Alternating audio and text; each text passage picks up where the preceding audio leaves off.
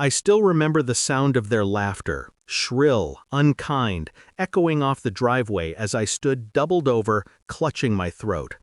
"Good luck," she shouted from the car window, her sisters howling behind her.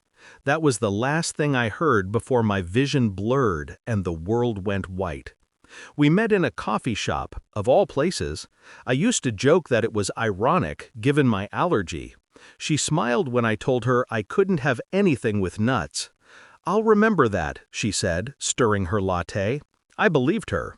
Back then, she was warmth and sunlight, the kind of person who could make an entire room tilt toward her laughter. I was quieter, the one who watched more than I spoke.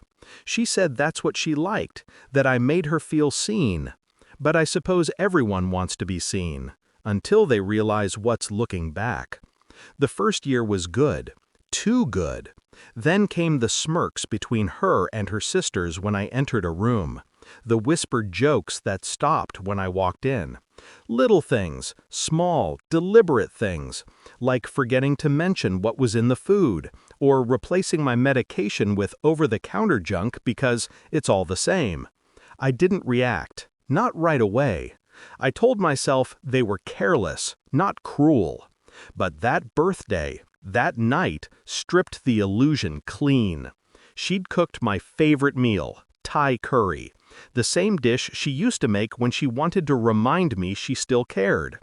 I should have noticed the way she watched me take the first bite, her eyes sharp, waiting.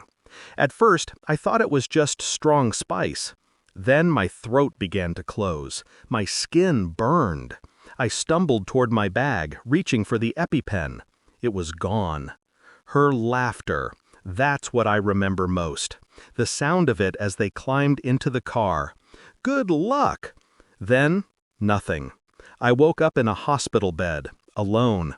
They said the neighbor found me in time, said I was lucky to be alive. I didn't feel lucky.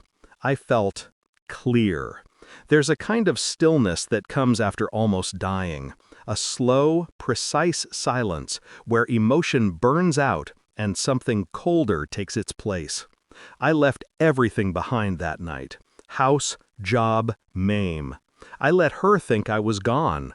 Dead, maybe. The police report called it accidental exposure. I didn't correct them. Instead, I learned. I studied. I built. 5 years is enough time to become a ghost and a god. I started small, consulting work under a new name, cyber forensics, data recovery, private contracts. By the 3rd year, I had clients who paid in cash and owed favors that stretched deep into law enforcement, finance, and beyond. By the 4th, I knew exactly where she was, what she'd done with her life, and who she'd become without me. She'd remarried, a man wealthier than I ever was. But his company, her new husband's pride, had a flaw, a buried one, something his lawyers missed, but I didn't. One transaction, one quiet breach, and the foundation of his empire was mine to crumble. So I did, slowly, quietly, a missing signature here, a delayed audit there, until it all fell. Millions gone overnight. Bank accounts frozen, investigations launched. His name dragged through the mud. She reached out to me 2 months later. I'd expected it. She said she was so happy to have found me again, that she thought of me often, that she wanted to talk. I told her to meet me. She looked different when she arrived. The gloss was gone. Makeup couldn't hide the exhaustion around her eyes. "Michael?" she said, like she couldn't believe it was really me. I smiled. "It's been a while." She started to cry. Real or rehearsed, I couldn't tell. "I'm so sorry. We were stupid. I never meant for—" "Stop," I said. My voice was calm. Too calm. "You meant it. You just didn't think I'd live to remember." She froze. Her eyes darted past me.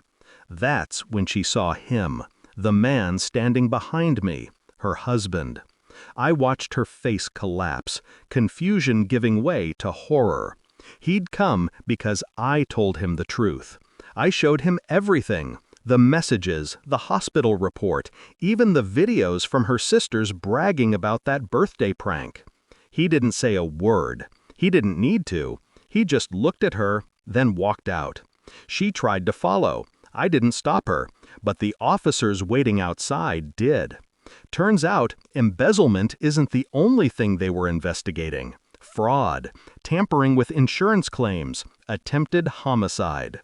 The same digital trail she helped build now pointed straight at her.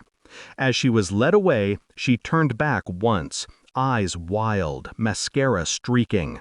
"You ruined me," she hissed. I almost smiled. "No," I said quietly. "You did that yourself. I just watched." It's strange, the peace that comes after justice. Not loud or triumphant, just quiet. I went back to the same coffee shop where we met, ordered the same drink I had the day she smiled at me for the first time.